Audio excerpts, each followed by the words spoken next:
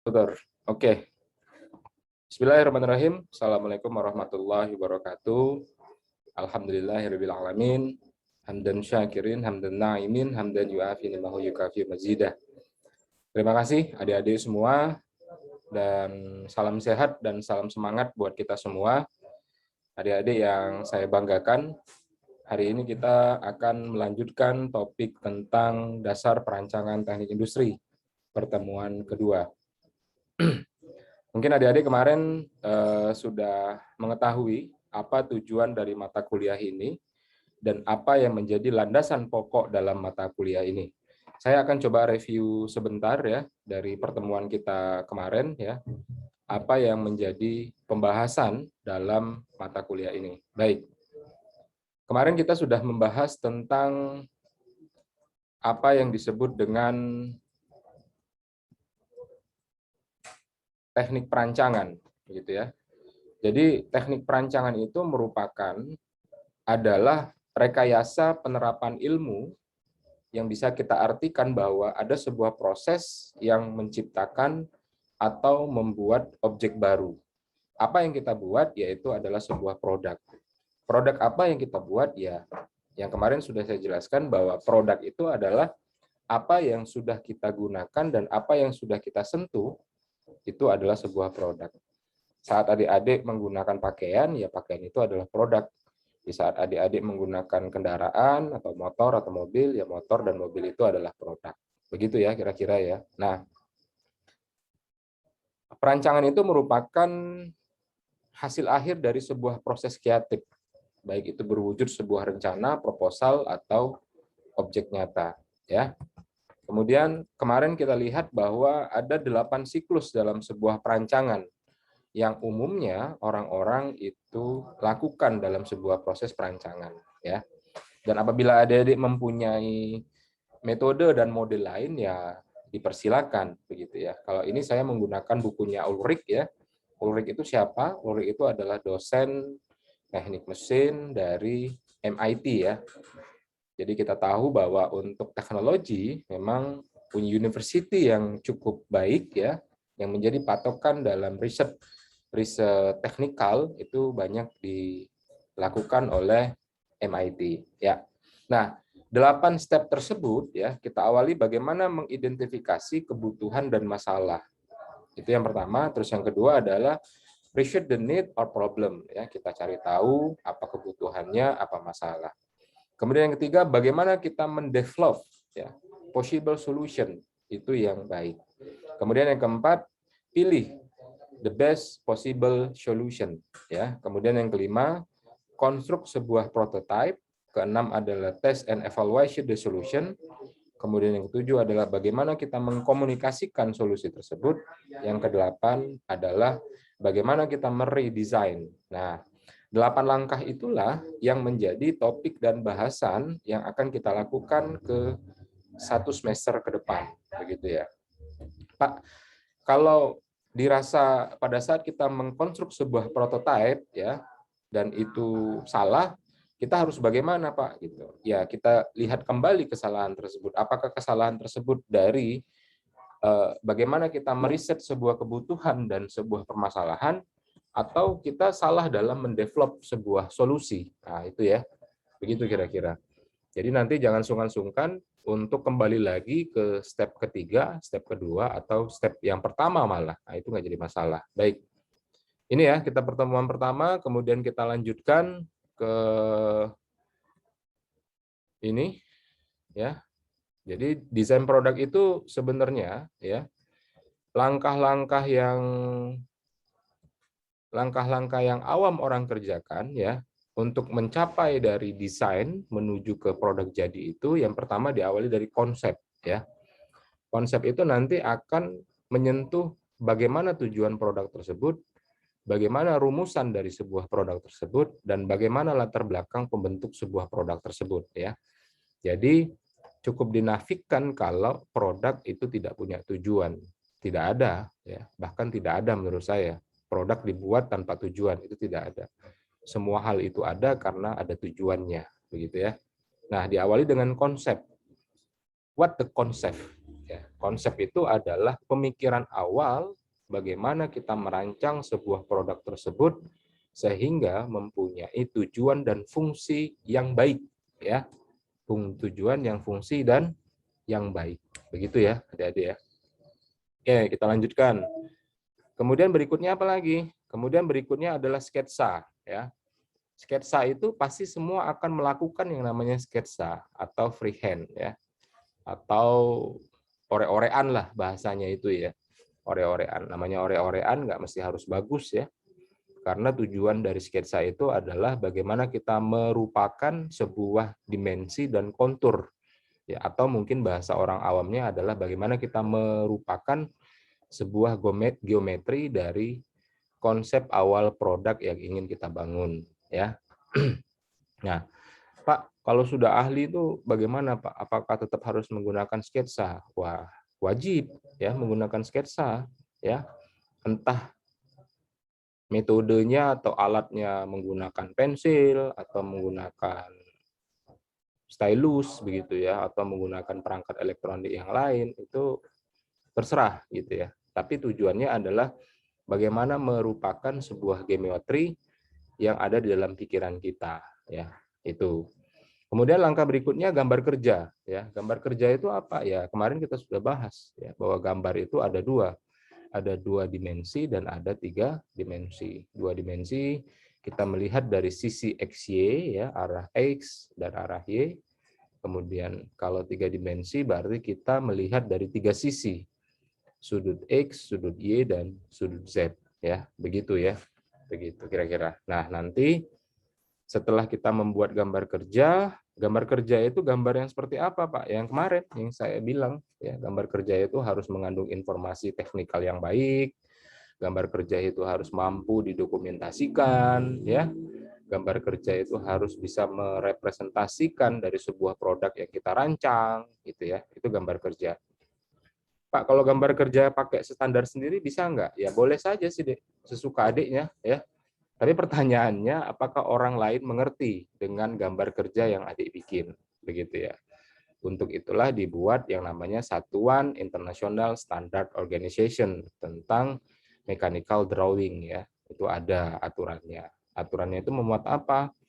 Ya, memuat bentuk garis, ketebalan garis, ya, sudut permukaan, bagaimana Anda meraser, ya. Meraser itu membuat bayangan gitu ya, dan lain-lain ya. Jadi kalau dulu waktu saya masih kuliah S1, kami menggambarnya tidak seperti adik-adik saat ini ya, menggunakan komputer. Kami menggambarnya menggunakan ballpoint ya, atau kami bisa sebut itu adalah Rapido ya. Rapido itu sebenarnya merek ya, tapi kami sering menyebutnya pena Rapido. Dulu biasanya anak teknik mesin itu pasti punya tuh paling enggak 2 set Rapido ya, dari ukuran 0,1 sampai nanti ukuran 1 atau sampai ukuran 2 gitu ya. Dan kalau kertas gambar itu yang ukuran A2, A3 itu akan selalu terpampang ya di dalam kamar gitu. Biasanya diletakkan di tabung gambar. Wah, itu pasti itu. Ya, dulu kalau anak teknik itu wajib itu bawa tabung gambar gitu sama pena Rapido. Wah, itu anak teknik tuh biasanya, ya. Tapi kalau sekarang kan enak ya. Jadi semua hal bisa dilakukan melalui komputer ya. Mau nyimpen 1000 gambar pun di dalam laptop tidak ada masalah gitu ya. Jadi kalau dulu ya nggak bisa ya. Gambar itu harus disimpan dengan baik. Kalau tidak ya nanti bisa berjamur ya. Kemudian bisa kropos gitu ya. Atau jadi burikan kotor gitu ya. Itulah ya. Jadi kalau sekarang hanya bersifat file dan bisa disimpan di laptop, jadi enak sekali. Baik, begitu ya kira-kira. Kemudian saya lanjutkan ke, ini model ya, prototype. Prototype itu kalau saya sebut itu ada alpha, beta ya, kemudian prototype konsumen gitu ya, kemudian baru finishing prototype. Jadi ada 4 langkah ya. Pada saat kita membuat sebuah produk tidak ujuk-ujuk langsung kita jual, enggak. Disebut dengan prototipe alpha itu adalah prototipe yang masih dalam rangka kita uji kualitas ya. Nanti misalnya contoh adik-adik membuat sebuah produk genteng gitu ya dari tanah liat. Baru sekali membuat produk terus habis itu dipasarkan. Oh tidak, ya harus kita uji dahulu atau disebut dengan prototipe alpha. Kita uji tekanannya, tegangannya, regangannya, rembesannya, daya serapnya, ketahanan jamurnya dan lain-lain ya. Nah, alfa sudah selesai langsung masuk ke beta ya. Beta itu adalah uji produk di antara engineering-nya ya, di antara engineering-nya ya. Jadi para engineering yang menciptakan produk itu nanti akan berdiskusi dan mencoba sampai menguji ya. Kemudian masuk lagi ke prototipe konsumen ya. Prototipe konsumen itu adalah prototipe yang sifatnya terbatas konsumen memiliki, jadi masih dalam rangka pengujian. Nah, pada saat sudah masuk ke finishing prototype, itu baru yang dikonsumsi oleh masyarakat. Ya, jadi memang prosesnya tidak semudah apa yang kita bayangkan ya. Kalau secara teoritisnya begitu, tapi terkadang kan pembuatan prototipe itu kan butuh dana, butuh waktu ya, dan butuh energi ya. Jadi banyak juga produsen-produsen pembuat produk itu yang melupakan pembuatan prototipe. Baik, saya lanjut. Kemudian masuk ke pengujian ya. Kemudian masuk ke model, kemudian masuk ke gambar kerja untuk produksi. Nah, ini yang adik-adik harus bedakan ya. Gambar kerja dari produk berbeda dengan gambar kerja produksi ya. Karena gambar kerja untuk produksi itu sudah masuk nanti ke disebut dengan MRP atau Material Requirement Process ya. Di sana nanti akan dibentuk bagaimana bagan sistem produk, bagaimana bagan sistem MRP-nya ya. Kemudian nanti dibuat juga struktur assembly-nya bagaimana dan bagaimana MOQ-nya ya, molder, order, quantity untuk komponen-komponen di dalam sebuah produk ya. Itu berbeda gambarnya. Nah, nanti di pertemuan ke-13 ya atau ke-14 itu nanti kita akan bahas tentang model bagaimana kita membuat sebuah tabel dari perencanaan produksi ya, begitu kira-kira. Kemudian saya lanjutkan, kita masuk ke desain proses ya. Desain proses itu bagaimana adik-adik menyiapkan sebuah proses produksi ya, mulai dari materialnya ya, kemudian plan, jadwal produksi gitu ya, kemudian masuk ke apa aja nih peralatan perkakas yang kita gunakan gitu ya, kemudian masuk apa sih perkakas yang kita perlukan gitu ya, kemudian bagaimana cara masang perkakasnya gitu ya. Nah, kemudian baru kita masuk ke pelaksanaan kegiatan produksi ya. Jadi tahapan-tahapannya seperti ini, Dek ya. Jadi tidak bisa langsung ujuk-ujuk membuat produk kemudian langsung dijual gitu ya. Karena proses pembuatan produk itu membutuhkan investasi yang besar ya. Banyak produk-produk yang gagal di dunia ini ya. Misalnya contoh kita Google Glass ya, hampir 30 miliar dolar dana terkucurkan untuk pengembangan Google Glass, tapi sampai saat ini juga hanya masyarakat tertentu yang memilikinya ya. Dan bahkan produksinya di stop begitu ya. Kemudian contoh lagi Hyperloop ya, punyanya Tesla. Hampir 7 tahun pengembangan lama sekali gitu ya, sudah menghabiskan miliaran dolar, tak kunjung datang kereta cepat 1.300 km per jamnya ya. Dan banyak lagi contohnya ya. Nah, kalau produk tersebut tidak menghasilkan benefit atau tidak digunakan oleh masyarakat, saya pikir nol ya, nol.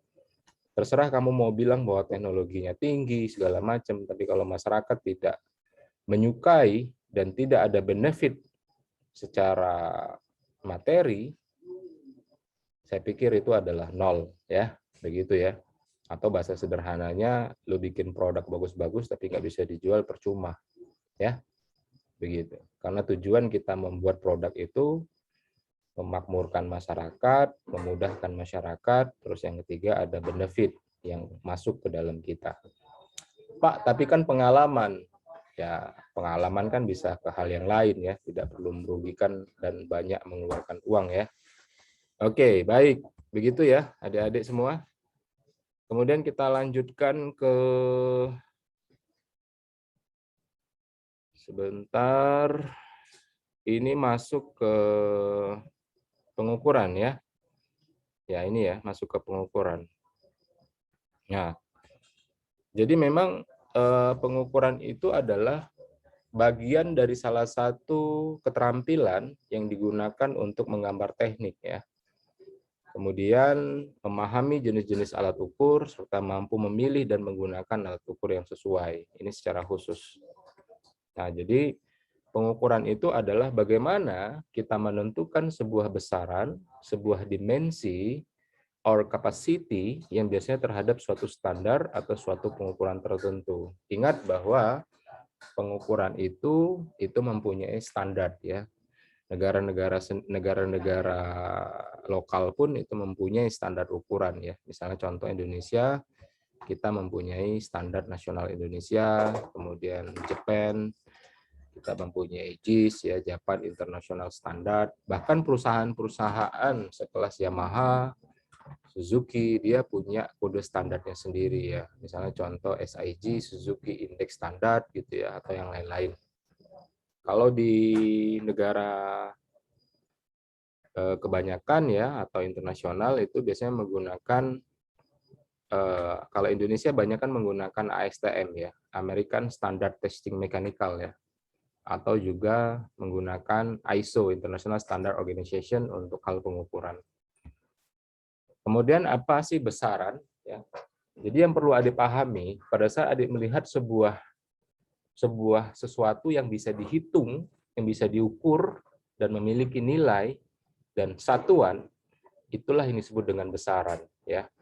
Tapi pada saat adik bilang bahwa Pak saya punya 30. Pertanyaan berikutnya 30 apa?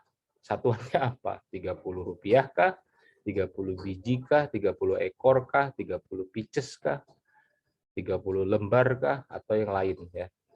Jadi besaran itu akan ada dua syarat wajib. Yang pertama ada nilai dan ada satuan. Pak, iman itu besaran nggak? Ya, iman itu besaran ya. Besarannya adalah berapa kali kamu melaksanakan sholat gitu ya. Tapi saya pikir kita nggak usah bahas tentang itu ya. Intinya adalah besaran ya. Besaran itu memiliki nilai dan satuan. Oke, lanjut. Nah, besaran standar itu apa sih? Besaran standar itu adalah sesuatu yang digunakan untuk pengukuran dan itu adalah gabungan dari besaran dasar. Besaran dasar itu apa, Pak? Ya, misalnya contoh, ya, kalian naik motor kecepatannya adalah 100 km per jam, ya. Besaran standarnya di mana? Ya, besaran standarnya adalah 100 km per jam. Besaran dasarnya apa? Besaran dasarnya ada dua di sana. Ada kilometer, ya, satuan jarak, ada lagi jam, satuan waktu. Ya. Nah, itulah yang disebut dengan besaran dasar. Kalau digabung 100 km per jam, itu berarti besaran standar untuk sebuah kecepatan. Ya, begitu ya. Lanjut. Besaran dasar itu pasti punya satuan standar. Ya, satuan standar itu ada kecepatan, kilometer, ya. Waktu ada jam, menit, detik, tahun, hari, bulan, gitu ya. Kilogram, gram, ya, miligram, ya. Semua itu ada. Besaran satuannya ada, ya, mempunyai satuan standar. Satuan juga menunjukkan bahwa setiap besaran diukur dengan cara yang berbeda. Iya, betul ya. Besaran itu diukur dengan cara yang berbeda, Dek. Jangan dikira sama ya. Besaran untuk cairan dengan besaran benda padat itu berbeda, ya. Kelebaman dan massa jenis suatu benda itu juga berbeda, ya. Kecepatan itu tidak bisa diukur untuk menentukan volume air, itu berbeda, ya. Jadi memang setiap besaran itu mempunyai cara yang berbeda-beda, ya. Nanti kita akan pelajari. Ini ya contohnya ya, panjang meter, massa kilogram, satuannya apa? Kg, waktu detik, satuannya apa? Sekon gitu ya. Arus listrik apa? Ampere, satuannya A, temperatur Kelvin, simbolnya K, jumlah zat mol, satuannya mol. Intensitas cahaya ya atau keterangan, nama satuannya adalah kandela. Sudut bidang radial, sudut ruang set radial ya. Tuh. Nah, ini satuan panjang ya. Jadi dimulai dari kilometer, HM, dam, meter, DM, centi, mili ya. Jadi kalau kita ingin mengkonversi ya menjadi ke yang lebih tinggi dari konversi awal, berarti kita naik ya. Tapi kalau kita menjadi konversi awal lebih rendah, itu berarti kita turun ya. Begitu ya kira-kira ya. Nah, ini SMA kelas SMP malah ya, SMP kelas 3, kelas 2 mungkin udah dipelajari ya tentang satuan-satuan ya. Tapi nggak apa-apa, di bangku perkuliahan kita akan coba tarik kembali ya, biar nggak lupa. Karena lupa itu ya lupa ya, namanya lupa ya lupa. Nah, ini ya, kita coba cek nih, masih ingat nggak nih? 1 inci itu berapa? 1 kaki itu berapa? 1 mil itu berapa? 1 mil laut itu berapa? Ya, perlu saya tanya? Nggak usah ya, nanti kelamaan. 1 inci 25,4 mili ya. 1 kaki itu 0,3048 meter atau 12 inch. 1 mil ya itu berapa? 1693 meter atau 16, kilometer ya. 1 mil laut berapa? 1,8. Jadi perbedaan antara mil darat dengan mil laut itu hanya berbeda 200 meter ya. Kenapa 200 meter berbeda? Ya tanyalah sama pembuatnya, jangan tanya saya. Karena ilmu itu kalau ditanyain terus jadi gila deh nanti ya. Kenapa itu namanya mil, kenapa itu namanya kaki, kenapa itu namanya inch gitu ya. Sibuklah diri kita mencari sejarah, kenapa itu kenapa, padahal yang lebih penting bagaimana cara kita mengaplikasikan dan melajari ya, mempelajari. Ya, jadi jangan tanya saya, karena saya tidak tahu juga deh, gitu ya. Ya mungkin nanti kalau di lain waktu iseng otak saya mencari ya bolehlah nanti saya cari ya. Ini maaf deh ya, ada sedikit sound-sound ini ya. Karena memang di samping saya ini kayaknya mereka lagi pesta pora ini, masak-memasak. Baik, saya lanjutkan. Nah, satuan massa mirip-mirip ya dengan satuan panjang tadi. Jadi dibagi 10 dikali 10 gitu ya. Kemudian satuan luas dan volume juga sama gitu ya. Ya, ini kilometer, hektometer, diameter, meter, desimeter, sentimeter. Itu juga sama. Kemudian satuan volume juga sama ya. Nah, baik, kita langsung masuk ke macam-macam alat ukur ya. Ukur itu ada 7 ya. Jangan dikira selama kita SMA itu alat ukur itu cuma mistar doang ya sama meteran gitu. Enggak ya. Jadi secara jenisnya itu dia dibagi nih, Dek. Ada alat ukur langsung, ada alat ukur pembanding, ada alat ukur acuan, ada alat ukur batas, ada alat ukur bantu, ada alat ukur khas, ada alat ukur koordinat ya. Nah, misalnya contohnya ini ya, alat ukur langsung itu apa? Ya, langsung bisa dibaca tanpa mengkonversi, contohnya mistar gitu ya.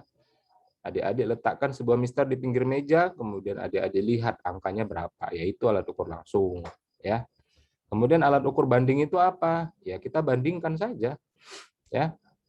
Alat ukur banding itu misalnya kita beli 1 liter bensin di pom bensin ya. Terus habis itu pas kita bawa pulang ke rumah gitu kita nggak percaya apa benar sih 1 liter itu.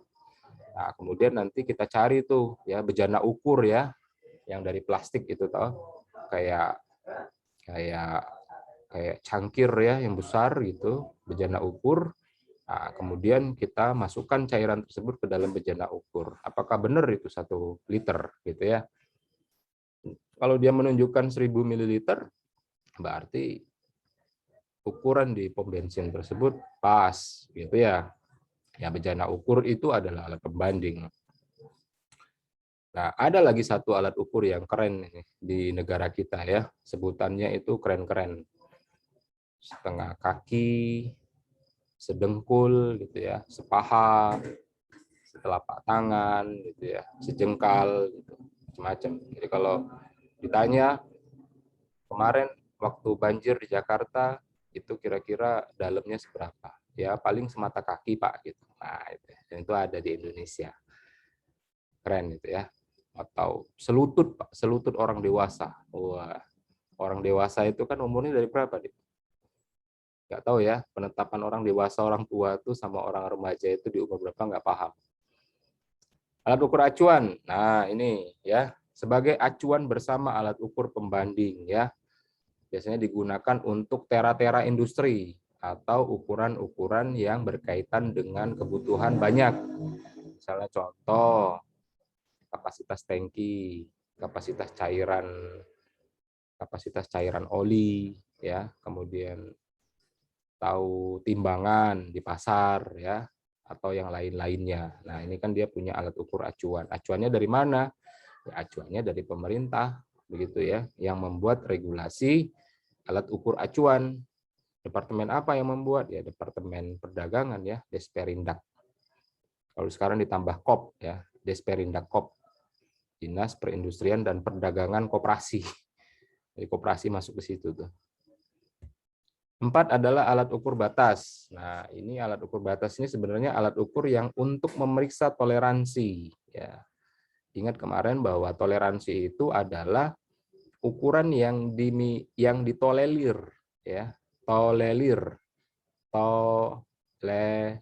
tolerir, ya, atau yang dibolehkan melebihi ukuran normal. Misalnya contoh, kita kasih ukuran 30, boleh nggak kita lebih sedikit? Boleh. Misalnya toleransinya adalah 1 mili. Nah, berarti kita boleh memotong itu lebih dari 30 mili ya, menjadi 31. Tapi kalau lebih dari 31 boleh nggak? Sudah nggak boleh. Berarti produk itu disebut dengan reject ya, atau tidak digunakan lagi, atau disebut dengan NG. Kalau di Jepang itu biasanya disebutnya not good ya, tidak baik gitu, atau bisa disebut dengan scrapping gitu ya, atau produk-produk sampah gitu ya. Setiap perusahaan itu punya penyebutan sendiri-sendiri ya. Ada juga tuh kalau di Romen dulu kayak kerja itu disebut dengan keramik busuk ya, atau produk-produk rusak. Nah, itu biasanya dijual lagi tuh sama pengepul-pengepul. Kita kebagiannya yang keramik busuk ya, yang di Romen. Karena kalau kualitinya itu sangat mahal. Kemudian alat ukur bantu ya, perannya sebagai membantu. Nah, misalnya ini stand gauge ya. Adik-adik nanti pada saat praktikum adik-adik mengenal dengan block V atau stand gauge ya, atau mistar jangka ya, untuk letak berdirinya dial indikator stand gauge ya. Nah, itu disebut dengan alat ukur bantu ya.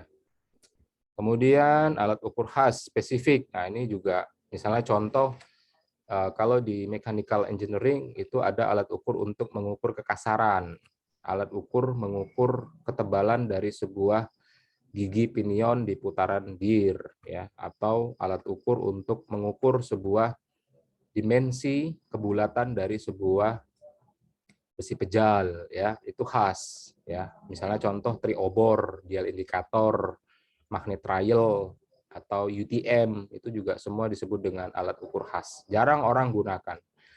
Kalau di tambang mungkin apa itu misalnya contoh. Ya itulah ya, saya nggak paham. Kalau tanya-tanya tentang mesin saya paham deh. Mekanismenya khas, memiliki skala dan dilengkapi alat pencatat atau penganalisis data. Wah, ini tadi apa tuh? Misalnya contoh alat untuk mengukur getaran gitu ya, getaran gempa gitu ya. Apa itu namanya? Ya itulah. Alat ukur koordinat. Nah, jadi misalnya contoh adik-adik pada saat ingin membangun sebuah ruang ya, di sana nanti kita menggunakan koordinat kartesian ya, X, Y, Z, atau kita menggunakan aksen, B aksen, C aksen, D aksen ya, atau menggunakan koordinat polar. Itu ada nggak sih koordinat alat ukurnya? Ada ya. Pokoknya semua hal yang bisa dihitung, ada nilai dan ada besaran, itu bisa diukur ya. Begitu kira-kira. Akhlak orang pun bisa diukur kalau mau mengukurnya. Tapi kan agak susah ya, karena hubungannya dengan Tuhan. Seberapa jujurkah orang tersebut? Ada nggak ukurannya? Alatnya? Ada, gitu ya. Tapi saya nggak paham. Atau seberapa gantengkah kalian? Ada nggak alat ukurnya? Ada. Alat ukurnya orang tua kalian. Kalau orang tua kalian bilang ganteng, ya ganteng kalian deh. Tapi mana ada orang tua yang bilang anaknya jelek ya? Pasti ganteng. Gitu kira-kira. Begitu kira-kira. Ada yang mau tanya? Silakan. Silakan tulis di kolom komentar YouTube atau di Google Classroom ya. Kalau nggak ada yang tanya ya udahlah diem aja ya. Karena diam itu lebih baik dalam menyerap ilmu daripada berbicara, Dek. Baik, saya lanjutkan. Nah, ini contohnya nih, jangka sorong. Jangka sorong ini seperti apa ya? Ya seperti inilah, Dek, ya. Ini ada kunci peluncur, kunci penggerak, skala utama, lidah pengukur, ya, sensor, rang tetap, nonius, ya. Nanti kita di pertemuan ketiga ya, coba kita bahas kembali ya. Nah, ini ada skala utama, skala nonius gitu ya. Jadi sederhananya begini, Dek. Ini kan ada 0 ya. Adik hitung nih garisnya ini 0, 1, 2, 3, 4, 5 ya. 6, 7, 8, 9 kan. Nih. Nah, habis itu cari yang paling rapat ya. Ini kan ada 0, 5, 1, 5 ya. Berarti 1 tambah 5, 15 ya. Berarti 9,15 ya. Gitulah kira-kira, Dek. Kayak gini ini gampang, Dek. Ya. Yang susah itu benerin akhlak itu susah. Kalau belajar-belajar kayak gini tuh gampang.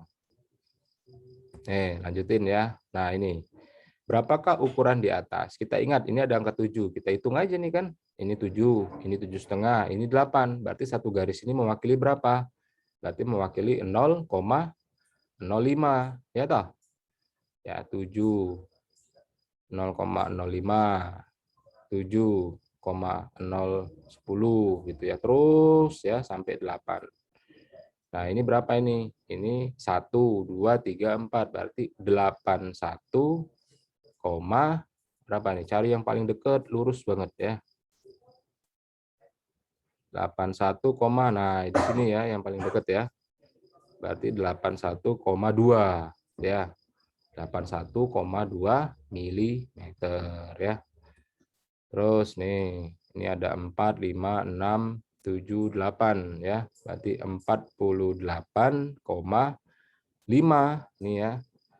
40, 41, 42, 43. 43,5. Nah, ini yang segaris nih ya. Tuh. Kita lanjutin ya. Nah, ini disebut dengan mikro ya.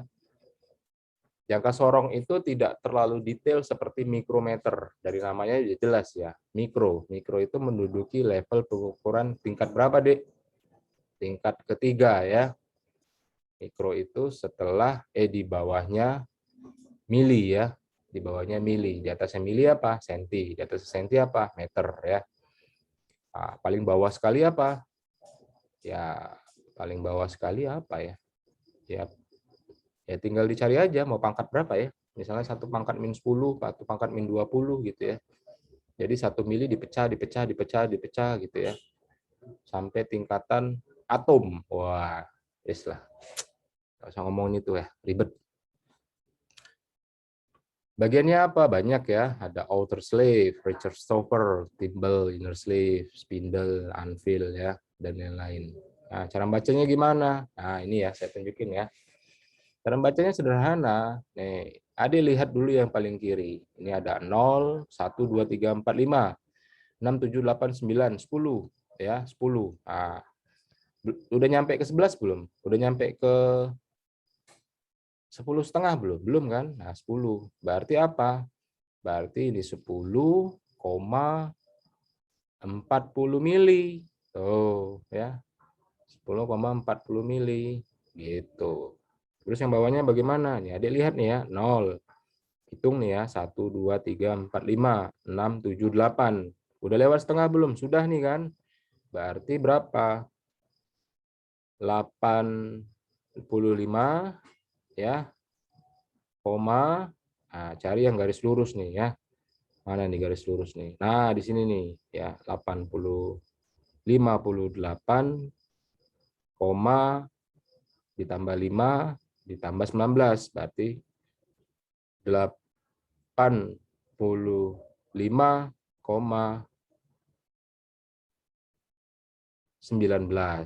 ya. Nanti kalau Pak salah itu Pak lihatnya, ya harap dimaklumi lah ya. Saya udah berkacamata, umur udah hampir 40, terus mata juga agak rabun ini, lihat angka-angka kecil nih ya. Nanti tulis aja di bawah deh ya.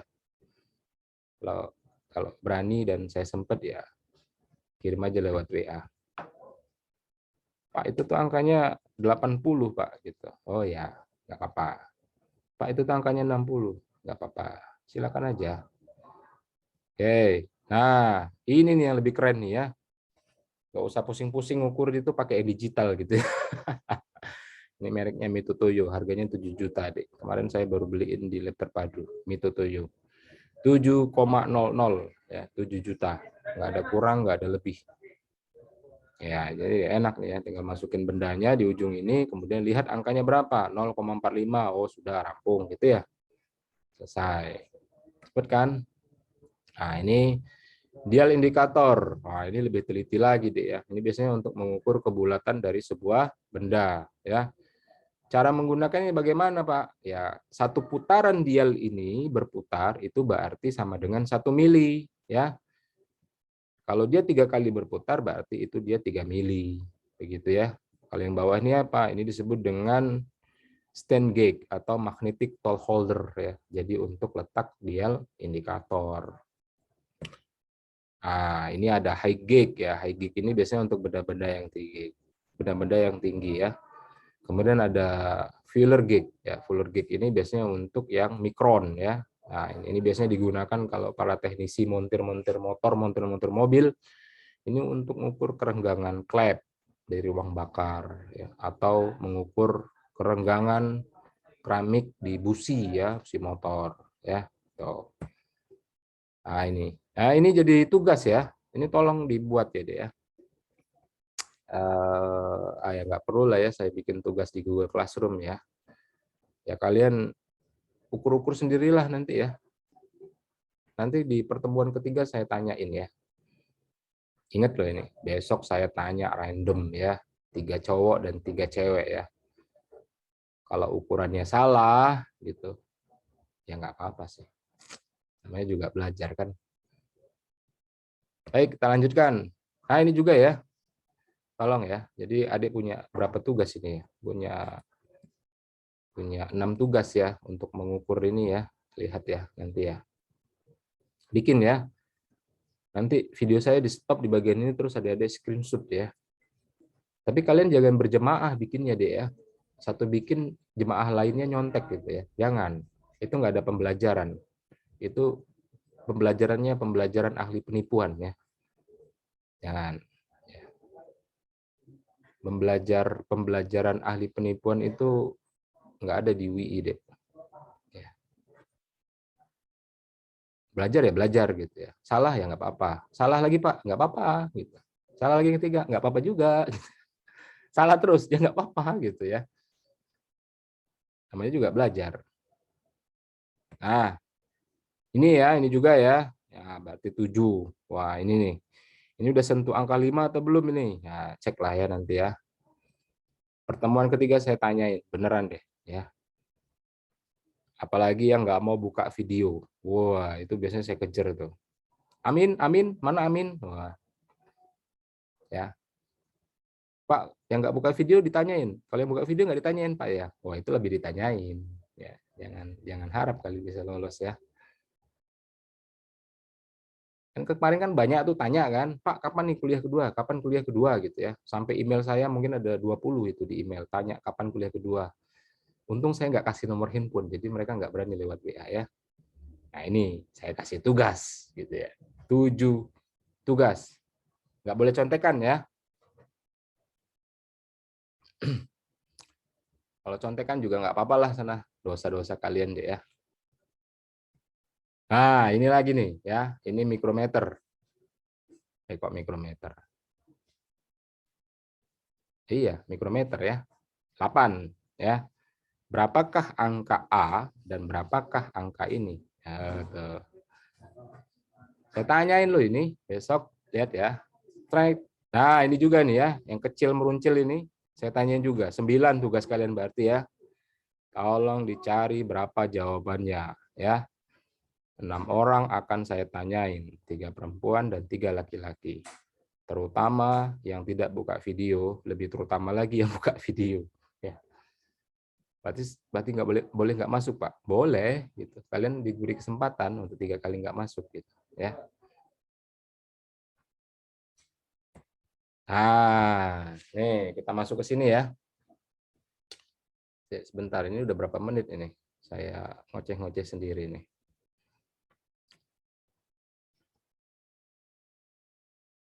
Itu aja dulu deh ya, kira-kira ya.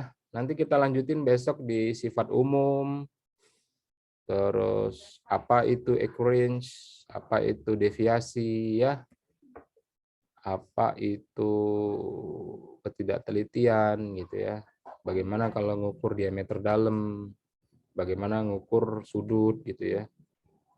Kemudian teknik pengukuran bagaimana sih ngeletakin sensor gitu ya. Ya itu besok lah ya. Ya, biar kalian nggak banyak-banyak karena memang DPTI ini hanya 1 SKS ya. Walaupun 3 SKS, 2 SKS-nya adalah praktikum ya. 1 SKS itu normalnya di UI itu ada 50 menit. Biasanya dibagi 2 ya. 25 penyampaian, nanti 25 kita diskusi ya. Tapi berhubung mahasiswa UI dan kalian sudah pintar-pintar, tidak ada yang bertanya, gitu. Jadi saya cukupkan saat ini. Baik adik-adik semua, terima kasih atas perkenaan waktunya, terima kasih atas perkenaan fokusnya di pertemuan kita pada saat ini. Sebelum kita tutup, marilah kita mengucapkan hamdalah bersama-sama. Alhamdulillahirrahmanirrahim. Billahi taufiq wal hidayah. Assalamualaikum warahmatullahi wabarakatuh.